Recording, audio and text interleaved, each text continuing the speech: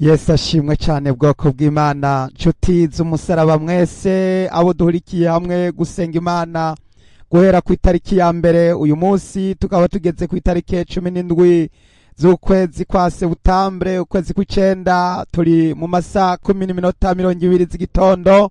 None rero nongeye kubyuka gusenga Imana, ndagira ngo dufatanye gusenga na bene data mwese abo twatanguranye amasengesho, abari ku murimo, abari ku gikorwa, abatarambirwa mwese nimwikangure. Ndagira ngo nongere gutera kamo abasenzi musenge, kandi ndasaba yuko mworungika amasengesho kugira ngo mudusengere, kugira ngo musengere na bene data bari muri groupe w'amaso. Mwongere musengere mwene data Janete arwaye ari mu bitaro, kandi mu musengere murungike rero amasengesho, musengera abagwaye, musengere n'abari ku murimo, musengera abavuga butumwa muri no minsi bariko baritanga kugira ngo bawurire isi irimwe iraca mu bihe bikomeye. Ndagira ngo rero ndabateguze, ndababwira yuko ngiye kuzobashikiriza ibimenyetso biriko birigaragaza vyerekana yuko turiko turinjira muri ca cyumweru kigira 70. Murazi yuko twari tumaze ibihe turi mu gihe c'imbabazi, ariko birabonekana neza yuko igihe c'imbabazi kiriko kirarangira, kubera yuko ubwo baringo baratangura kugarukana amategeko kuba ku rusengero, umuherezi yaratowe, inka iza yaramaze kubagwa, hari inka bamaze kubaga. Baravuga yuko rero nguyo bayibaze guhishwa. Biragaragara neza yuko hagiye kubonekana ibihe bikomeye tugiye kwinjiramwo. None rero ngiye kuzoshiraho ico cigisho kugira ngo umugeni wa Kristo arushize kugabana kwitegura, na cane cane yuko turi mu bihe vyuko isi iyobowe n'uyu mutegetsi yitwa Trump nawe bisobanurwa kuvuza inzamba. Iyi nzamba rero yiherezo irimwo iraburira abantu. Trump yaje ubugira kabiri, yaje ubwa mbere arategeka, hanyuma n'ubundi yongera kugarurwa kugira ngo n'ubundi iryo zina rikomeze riburira abantu, kuko ari we mutegetsi w'isi arimwo araburira abantu yuko inzamba irimwo irasemerera. Abantu rero nimwikangure ngo mu gice guhumvikana urwamo, ngo nimusohoke mu musanganire. Ubwo rero hari ibintu byinshi cyane bigaragaza yuko ishengero ririko riragera ahantu ho ku nsozero kugira ngo umugeni wa Kristo yitegure. Rero ivyo byose hamwe n'ibindi byose nzobibashikiriza. Kandi ikindi ndagira ngo nibutse abo dufatanije, abo twakomeje gusangira amajambo y'igitabo cy'ivyahishuro Yohana, ndababwire yuko dusigaje igihimba kimwe, kandi naco tugomba kuciga, tukagisozera. Imbere yuko rero ico cigwa rero tuciga, ndabanza kugira ngo mbateguze, mbabwire yuko buri muntu wese agomba kwitegura, kuko ico gihimba umunsi zotangura kuciga kandi sikera Imana idushoboje. Ndagira ngo mbabwire ko tuzoba twinjiye mu bihe byo kwiga ingene umugeni azoba ashitse hahandi nyezina ho kuzobana n'Imana ibihe bitazoshira, aho tuzokwama turaba mu nyonga hayo. None rero ndagira ngo mwitegure kuzobana n'Imana, kuzobana n'umwami, kuzobana n'umukwe yadukoye Yesu Kristo Umunyanazareti, aho tuzobana n'umwami ibihe bitazoshira. Nuko rero ni ibintu bikomeye cyane. Hamwe n'ivyo uyu munsi ndagira ngo ndabakangurire gusenga, ndababwire gusenga Imana, ndababwire yuko Yesu nawe yasenga. Yesu yaraduze ku musozi wa Elayono, araduga agenda gusenga nk'uko yamenyereye, ariko muri ico gihe byari bihe vyiwe vya nyuma byo kuducungura. Mbega nawe mwene data, ubwo ntabwo uri kurabona ko turiko turashika mu bihe vya nyuma? Mbega ubwo ntico bari igihe ca nyuma kuri wewe? Birashoboka ko ari igihe ca nyuma kuri wewe, canke bikaba igihe ca nyuma kw'ishengero rirangiza rikanonosora rigasozera imirimo yaryo, hanyuma rikaja kuruhuka ku watubambiwe, tukaja kwirabira uwatubambiwe yaducunguye. Ndagira ngo rero dusome mu butumwa bwiza bwa Luka igihimba ca 22, duhere ku murongo wa 39 tugeze ku murongo wa 46.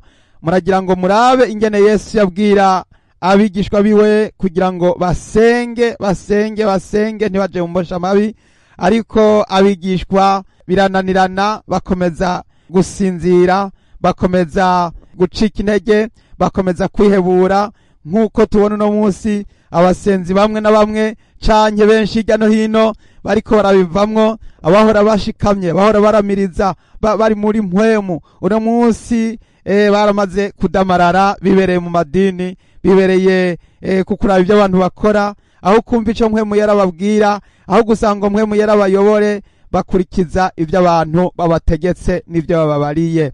Nuko rero muri kano kanya ndagira ngo ndabararikire gusoma ano majambo, hanyuma rero nongere mbinginge kugira ngo buri muntu wese yumve ico umwami Yesu agombye kubwira ishengero muri ano majambo.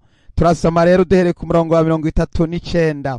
Arasohoka aja ku musozi wa Elayono nk'uko yamenyereye, abigishwa biwe nabo baramukurikira. Ashitse aho hantu arababarira ati, nimusenge kugira ngo ntimuje mu mosha mabi. Atandukana nabo ashika nk'ahoterwa ibuye, arapfukama arasenga ati, Data, asangwa ubigomba, kuri iki gikombe kindengane, ariko ntibibe uko jewe ngomba, yamara bibe uko wewe ugomba. Umumarayika aramwiyereka avuye mu ijuru, amuha intege. Arushirije kwicwa n'umubabaro, ashishikara gusenga cane, icyuya ciwe kiba nk'ibitonyanga binini vy'amaraso bitonyanga hasi.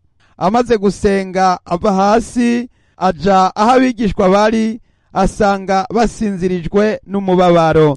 Arababaza ati, niki gitumye musinzira? Nimuvyuke musenge, ntimuje mu mosha mabi. Imana idutabare kandi Imana ihabwe icubahiro, Imana ishimwe cane. Yesu Kristo ariko arahimiriza abigishwa biwe ababwira ati, niki gitumye musinzira? Ndagira ngo mbabaze namwe bene data, abo turi kumwe, niki gitumye musinzira? Nimuvyuke, nimuvyuke kurwana, mwantoreze umwami. Nimuvyuke mutware ibigwanishwa, buri muntu ahitana ikigwanishwa ciwe, ahaguruka agende kurwana. Nimuvyuke tugende kurwana, nimuvyuke, intambara yacu niyo ku mavi. Umuntu adasenga ntabwo ari ku rugamba, umuntu yacitse intege ntabwo ari ku rugamba. Rero ko twagiriwe ubuntu tukaba turi muri no groupe, nimuze dusenge, rungika amasengesho, senga tura, shirijwe hejuru, senga, ubwire umwami Imana, ubwire umwami Imana, umubwire umwami Yesu arateze amatwi, aragomba kumva ibiva mu basenzi, aragomba kumva ibiva mu mutima uri kurahimbaza Imana, ukuntu uri kurayitazira, ukuntu uri kurayishima mu makungu, mu mahanga yose hirya no hino. Rero ngo Yesu arasohoka aja ku musozi wa Elayono nk'uko yamenyereye. Uku kumenyera Yesu yamenyereye gusenga. Yesu yari umusenzi, yari amenyereye kuja ku musozi. Uyu musozi Yesu yarawudugako. Uno munsi twaravuze ko turi ku musozi, ariko mbega uwo musozi turi kumwe na bande? Ni bande turi kumwe? Uyu musozi ni bande bawuriko? Ni bande bariko barafatana mu nda, bafatanya amaboko, basenga n'umutima uhuye, basenga badahumeka, basenga kugira ngo ntibaje mu mosha mabi, kandi bongere basengere n'abandi, kuko abantu benshi bararushe, abantu benshi bararemerewe, imitima yabo irarushe, iruhijwe n'ivyisi. Bamwe baruhijwe no kwipfuza, abandi baruhijwe no kuvuga ati, mbega ejo hazoba iki? Ejo nzorya iki? Ejo nzonywa iki? Ejo nzambara iki? Ejo mu mwaka uza, mu bihe biza. Abantu benshi bararuhijwe. Umurongo wa 40. Ashitse aho hantu arababarira ati, nimusenge kugira ngo ntimuje mu mosha mabi. Yesu ashitse aho hantu, Yesu ashitse, natwe mwene data, n'ubu natwe turashitse muri 2025, turashitse muri uyu mwaka, turashitse aha hantu, turashitse ahantu hakomeye, turashitse ahantu ho dutegerezwa gusenga. Ahantu tugeze n'ahantu ho gusenga, ntabwo ari ahantu ho gusinzira, ntabwo hari ahantu ho kwiriga uko, ntabwo hari ahantu ho kurara uko, n'ahantu dushitse ho gusenga.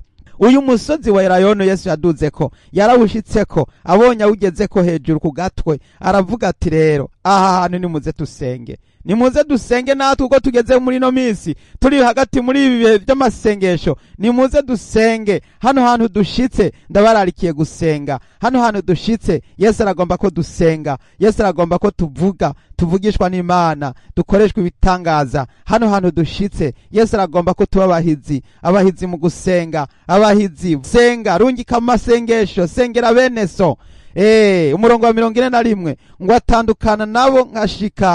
atandukana nabo ashika nk'ahoterwa ibuye, arapfukama arasenga.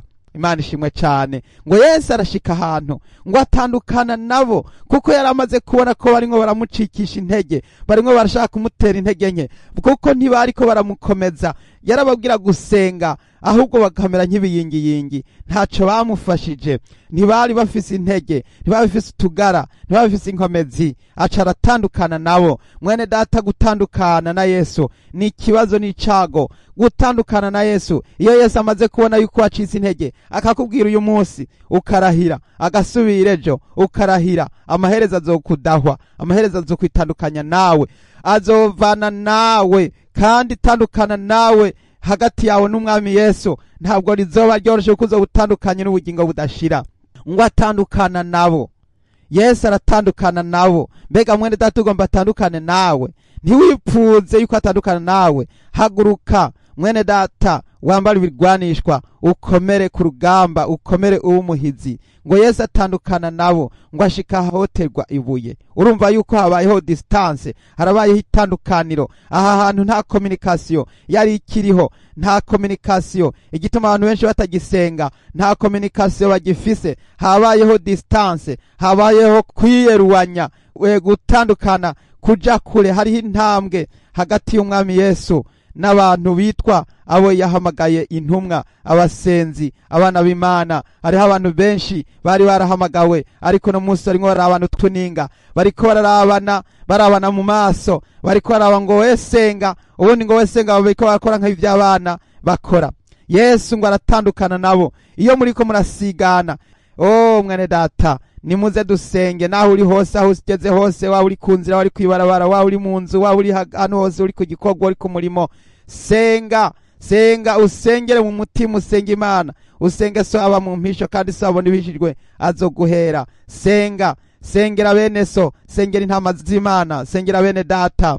Yesu ngo arapfukama arasenga. Igihe Yesu yapfukama yarimo arasengera abera, yarimo aradusengera, yarimo arasengera ubwoko bw'Imana, yarimo arasenga kugira ngo ikimaze agiye gutangwa gishikira Imana. Imana ishimwe cyane. Haleluya. Umurongo wa 42 aravuga ati, data asangwa ubigomba kuri iki gikombe cy'indengane, ariko ntibibe uko jewe ngomba, yamara bibe uko wewe ugomba. Iki gikombe Yesu yarasavye, yaravuze ati ntibibe uko jewe ngomba. Yesu yagombye kugira ngo ashitse ibango yatumwe n'Imana, yatumwe na Se. Hariho abantu bikoresha ibyabo, hariho abantu usanga mu wese agenda ukwiwe, cyane cyane abantu baba barasezeranye, ugasanga mu rugo mu wese yipanga kugenda gukora utwo ashaka, ubundi akora utwo ashaka, ntagire ubwira mugenzi we. Nk'umugabo n'umugore, nk'abantu bubakanye, ugasanga nta gahunda bafitaniye. Umwe buraca akavyuka agenda, uwundi buraca akavyuka agenda, bagasubira kubonana ariko badafise umutima uri hamwe. Ariko ndagira ngo mbabwire yuko Yesu ntaco yakora adasiguje, ntaco yakora adahanuje, ntaco yakora atabajije Se.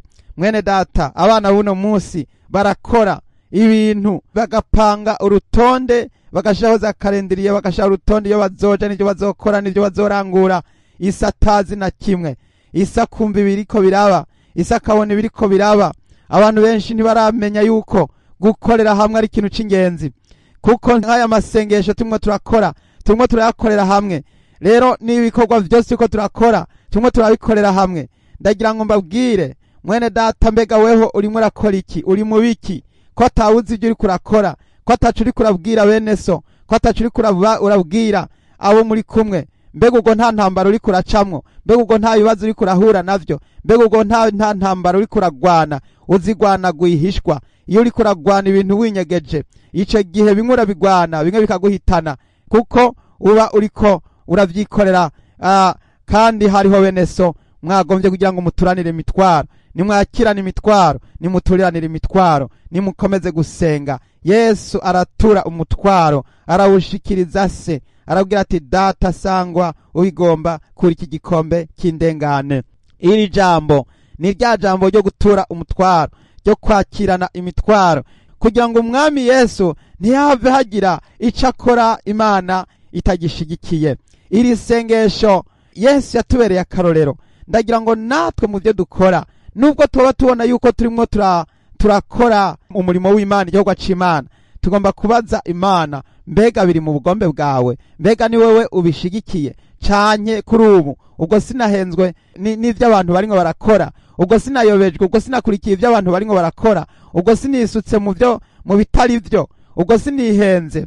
Nshoboza nsobanurira iri sengesho ni ikimenyetso cyo kutwereka twega abana b'abantu bambaye umubiri bari ngaha ku isi yuko nubwo tuba turiko turakora ibikorwa vyiza, twibaza ngo ni ibikorwa vyiza, tubanze tubaze tuti mbega hageze, mbega n'uyu munsi, mbega birakwiye, mbega ibidukora ubwo tubikoze mu izina rya Yesu. Nukubanza gusiguza. Hanyuma rero umwami Yesu akimara gusenga iryo sengesho, Imana ahise irungika marayika. Umumarayika aramwiyereka avuye mu ijuru, amuha intege. Imana ishimwe cyane. Konfirmasiyo y'Imana. Imana, haleluya, Imana ihabwa icyubahiro cyane. Iyo umaze gusenga ubaza Imana, iyo uriko uravuga ubutumwa ugasenga, iyo urimo urakora ibikorwa ukabanza gusenga, iyo urimo urafasha abantu ukabanza gusenga, iyo urimo uratanga ishikanwa ukabanza gusenga, ibikorwa byose urimo urakora iyo banje gusenga, ushima yuko Imana yavyemeye. Hano turabonye ngo yacirungika marayika.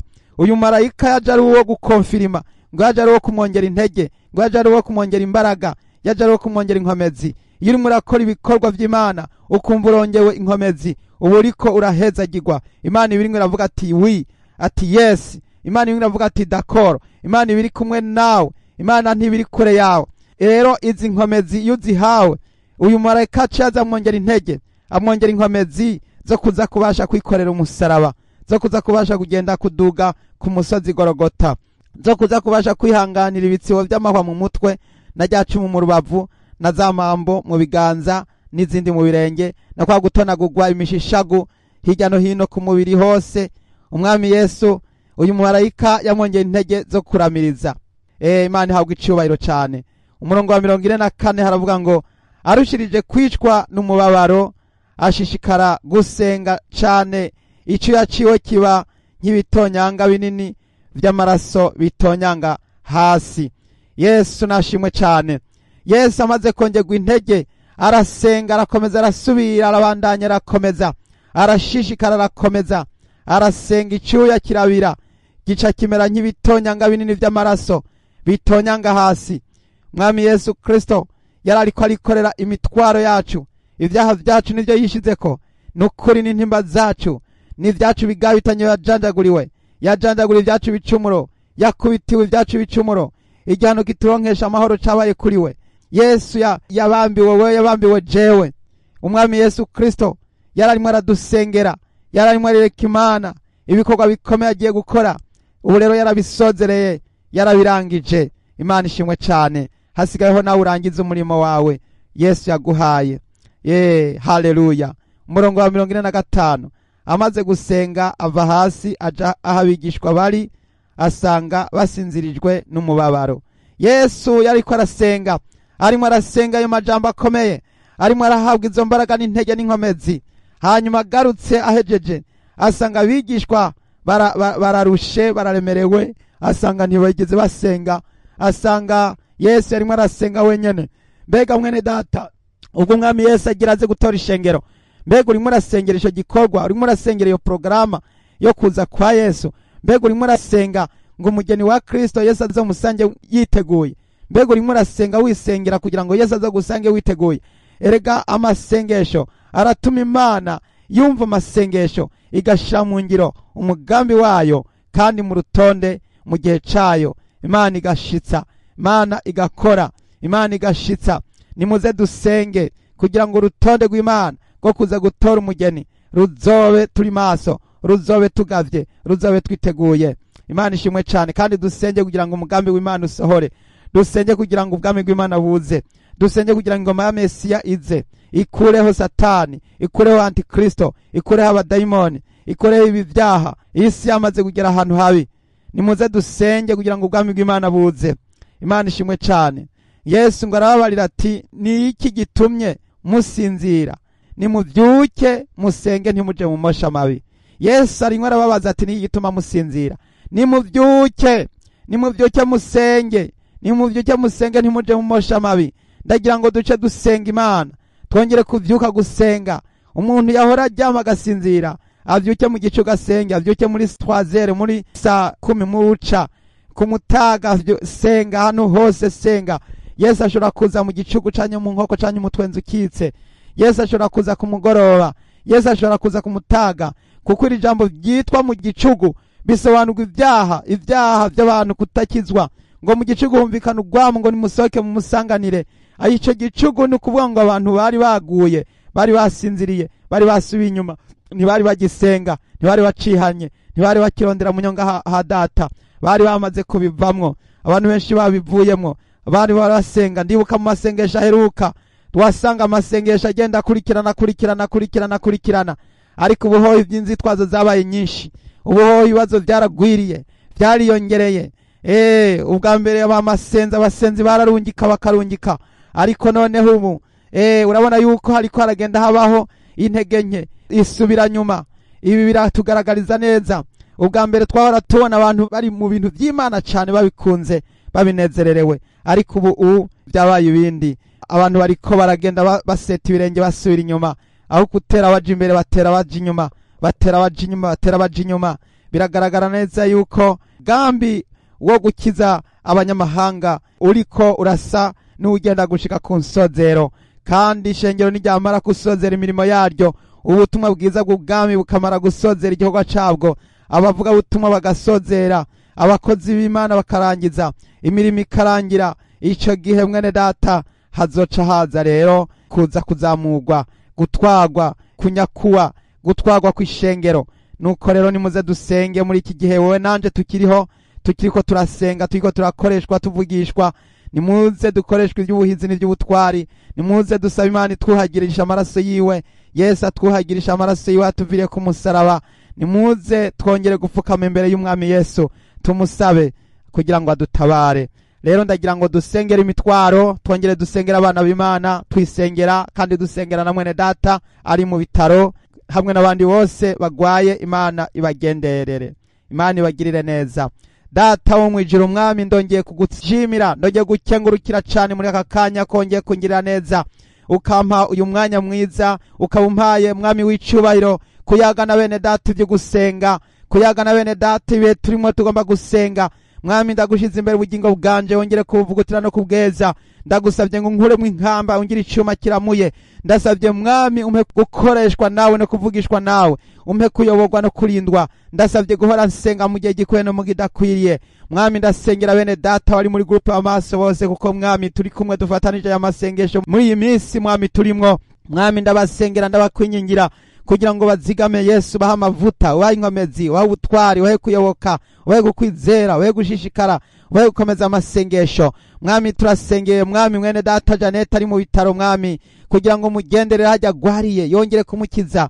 Mwami Yesu Kristo wa Nazareti, umugenderere mwami w'icubahiro. Ndamugushize mu biganza, ndamusengera kugira ngo izi ngwara zose zamukoraniye ko zimuveko, zose iyo ziva zikagera mu izina rya Yesu, mu izina rya Yesu. Zo ngwara zose zongere gutekera mu bugingo bwiwe, mu wiwe. Mwami, ndawusengera, ndawusabiye ngo ugirire neza, ndamusabiye kubohoka, ndamusabiye mwami Yesu kongera kugira ngo mwami yongerwe intege, yongere gukira, atahe ava mu bitaro, akomeza agende gukora igikorwa cawe mwami. Urazi ko wamutoranije mwami kugira ngo Yesu ashishikare gukangurira abandi ivyo gusenga, ivyo kugukorera, ivyo guhimbaza, n'ivyo gutazira. Kwama Yesu ari ku murimo, turamusengera. Ndamusabiye mwami umwongere intege, umwongere imbaraga, umwongere databuja iminsi yo kongera gukorera muri ino minsi mwami tutegereje kugaruka kwawe. Muziga muzigame, murinde, mugirire neza, mugwanirire, mubera intsinzi muri byose mu izina rya Yesu.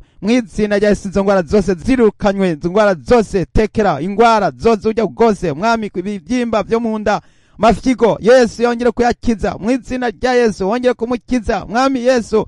Data buja wera, umwera mu mwijuru, mugire neza, mugwanire, mutsindanishirize, muneshereze, muneshereze, muneshereze, muneshereze, mugwanirire, mugwanire igitondo, ku mugoroba, ku mutaga, mwijoro, aryamye avyutse, mugwanirire, mugwanirire aryamye ku gitanda, mugwanirire mu izina rya Yesu. Mubera intsinzi, ndamusabiye amaraso ya Yesu, ndamusabiye ubushobozi bw'Imana, ndamusabiye kwizera no kwizigira. Oh haleluya, mwami umunesherezi, umugwanirire byose, mubera intsinzi muri byose mwami. Ndasengera abandi bantu benshi bagwaye bari mu bitaro, abagwaye bari mu mihana, abagwaye mwami indwara zidakira, abagwaye indwara z'uburyo bwose, ndabagushize mu biganza mu izina rya Yesu, ongere kubagirira neza mwami. Ndagushima, ndaguhimbaza, ndagutazira, urera, urera, uragororotse Mana. Data turasengera abantu bari mu byaha bihane, abari mu bicumuro babivemwo, abari mu busambanyi babivemwo, abari mu kaborego babivemwo, abari muri aya madini yayovye bongere kwihana, bongere gukira, bongere kubohoka, bongere data buja kwikorera umusaraba mwami w'icubahiro, bave muri ubuzimire n'ubuyobe, bagukorere ibikorwa, bahindukire bihane, bakira agakiza mu bugingo bwabo mu izina rya Yesu. Mu izina rya Yesu mwami, tabara Data, tabara uhoraho, tabara gitandara kizima, tabara mwizigirwa, mutabazi mwiza.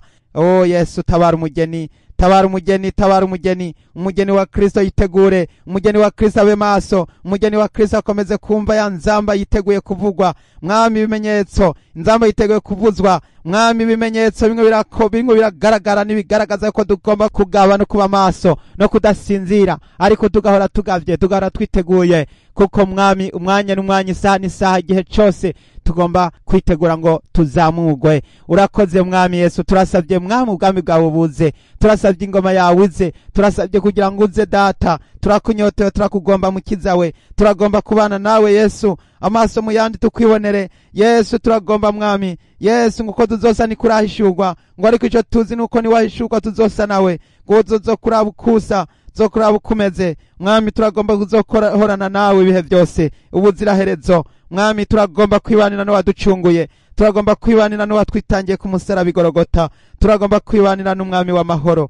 Uri intsinzi ku bugingo bwacu, uri umwami w'amahoro, waradutsindiye. Ndagushimira mwami yuko hari abantu benshi wakijije indwara z'imibiri n'iz'imitima, hari abantu benshi wabohoye, hari abantu benshi wahaye ibisubizo, wahaye inyishu mwami. Baragusabye, baragutakambira, urabumva, urabishura, urabatabara, urabagirira neza, urabagirira neza, urabatsindanishiriza, urababohora, urabakiza amagorwa. Ndagushima mwami, ndagutazira muremyi w'ijuru n'isi, nuhabwe icyubahiro. Abantu benshi babohotse, abahawe ibisubizo, abahawe ibibondo, abakiza indwara mwami, abakijwe ibyaha, abafise ibishinga ntahe byo gushingira intahe muri no misi mwami, wongere gushingira intahe kuko ibyiza wabakoreye Mana. Urakoze Data wo mwijuru, nushimagizwe nushigo hejuru mwami. Kubari ku murimo, ndasengera abakozi b'Imana bari ku gikorwa, ubakoreshe mwami, bashishikare gukora, bashishikare gukora ibikorwa, bashishikare gusenga, bashishikare kuvuga ubutumwa, bashishikare kuburira bari mu byaha ngo bihane, bashishikare kuvuga ntibahorereze mu izina rya Yesu Kristo wa Nazareti.